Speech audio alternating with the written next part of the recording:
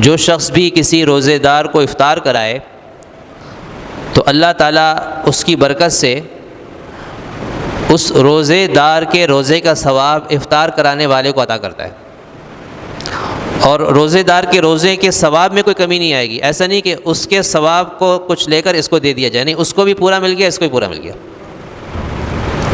صحابہ نے عرض کیا کہ ہم میں سے ہر شخص تو کسی آدمی کو افطار نہیں کرا سکتا، کہ ہمارے صحابہ کے تو حالات ایسے تھے کہ خود کھانے کو نہ ہو تو پھر وہ دوسروں کو کیسے کھلائیں، کیسے پیٹ بھر کر کھلائیں؟ تو آپ صلی اللہ علیہ وسلم نے فرمایا کہ اس کے لیے ضروری نہیں ہے کہ تم کسی روزے دار کو پیٹ بھر کر کھلاؤ۔ فرمایا کہ جو شخص کسی روزے دار کو ایک گھونٹ پانی دے دیتا ہے، ایک گھونٹ دودھ پلا دیتا ہے، ایک کھجور کھلا دیتا ہے، تو بھی اس کو پورے روزے کا ثواب مل جاتا ہے۔ یعنی جس کے پاس دینے کو کچھ نہیں ہے، اس کے پاس 2 ہی کھجور تھے، چلو سوچا میں خود ایک کھا لیتا ہوں، ایک کسی روزے دار کے لیے افطار کا انتظام کر دیتا ہوں، اس سے تو خود ایک کھا لیا، ایک کسی کو افطاری کے لیے دے دیا، تو فرمایا کہ اس ایک کھجور کے ذریعے سے پورے روزے کا اس کو ثواب مل جاتا ہے۔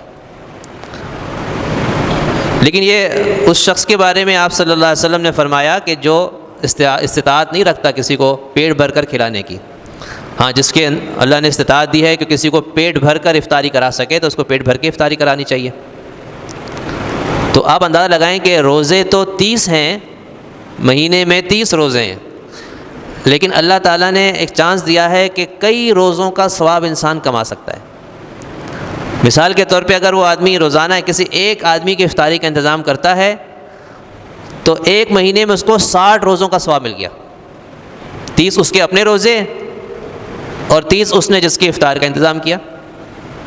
اور اگر کوئی شخص کسی 4 بندوں کی افطاری کا انتظام کرواتا ہے، مثال کے طور پہ اس نے دیکھا کہ میرے پڑوس میں غریب خاندان ہے، 4 افراد گھر کے ہیں، روزانہ ان کے لیے افطاری بھیج دیتا ہے، تو ان 4 روزے داروں کا روزوں کا جو ثواب بنتا ہے اس شخص کو ملے گا۔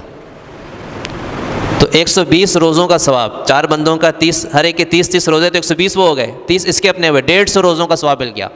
ایک مہینے میں 150 روزوں کا ثواب اس نے کما لیا۔ تو کتنا انسان کو موقع ملتا ہے اس مہینے میں کمانے کا، نیکیاں۔ بعض لوگوں کا تو وہ ذہن ہوتا ہے نا کہ مال زیادہ سے زیادہ کمایا جائے، یہ مہینہ سیزن ہے کمائی کا، تو بعض لوگوں کا سیزن کس چیز کا ہوتا ہے؟ پیسوں کا۔ لیکن حقیقت میں ایک ایمان والے کے لیے یہ مہینہ نیکیوں کا سیزن ہے، کہ اس مہینے میں جتنی انسان نیکیاں کما سکتا ہے اتنا اس کو پھر باقی 11 مہینوں میں موقع نہیں ملے گا۔ اس لیے سمجھدار انسان، عقل مند انسان وہ ہے جو اس مہینے کے ایک ایک لمحے کو، ایک ایک گھڑی کو قیمتی بناتا ہے، ضائع نہیں کرتا ہے۔